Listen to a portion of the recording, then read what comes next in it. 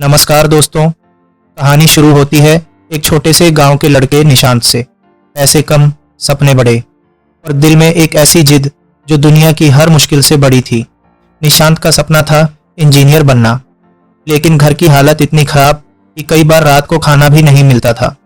पिता की छोटी सी चाय की दुकान भी बारिश में टपकती हुई। स्कूल से आते ही निशांत दुकान पर बैठता था। कई ग्राहक उसे देखकर हंसते, इंजीनियर बनेगा, पहले चाय ढंग से बना ले।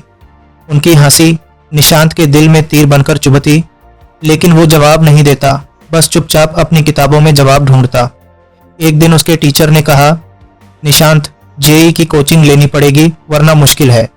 उस पल पहली बार उसे लगा, शायद मेरी मंजिल मेरी है ही नहीं। लेकिन वही रात उसके जीवन की सबसे बड़ी रात बनी। पिता ने उसके कंधे पर हाथ रखा और बोले, बेटा, अगर सपने छोटे पड़ जाए ना तो जिद बढ़ा लेना।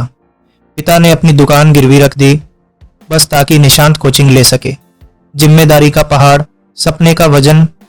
निशांत रोज 17 घंटे पढ़ता, नींद कम, हार्ट बीट तेज, पर जिद लोहे से भी मजबूत।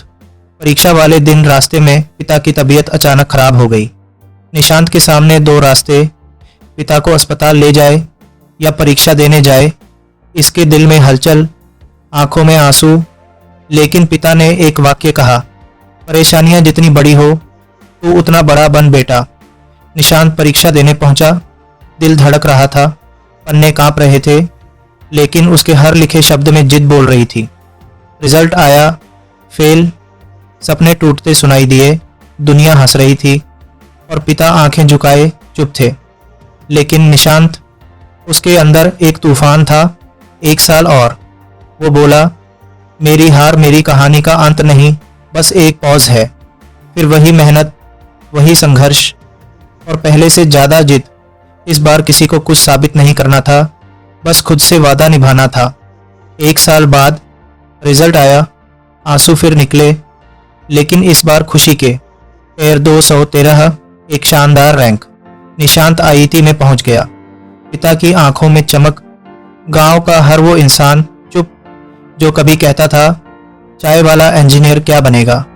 दोस्तों, यह कहानी किसी निशांत की ही नहीं, आपकी भी हो सकती है। ऐसा नहीं, समय नहीं, सपोर्ट नहीं, कोई बात नहीं, बस जिद रखो, क्योंकि किस्मत बहानों से नहीं, जिद्दी लोगों से पलटती है। आज अगर हालात साथ नहीं तो कल हालात ही तालियां बजाएंगे। जिद रखो तो ऐसी रखो कि हार भी शर्मिंदा हो जाए। ये कहानी आपको कैसी लगी कमेंट में ज़रूर बताएं, और ऐसे ही हौसला बढ़ाने वाली मोटिवेशनल कहानियां सुनने के लिए हमारा channel motivational story by SK अभी सब्सक्राइब करें और अपने दोस्तों के साथ शेयर करें।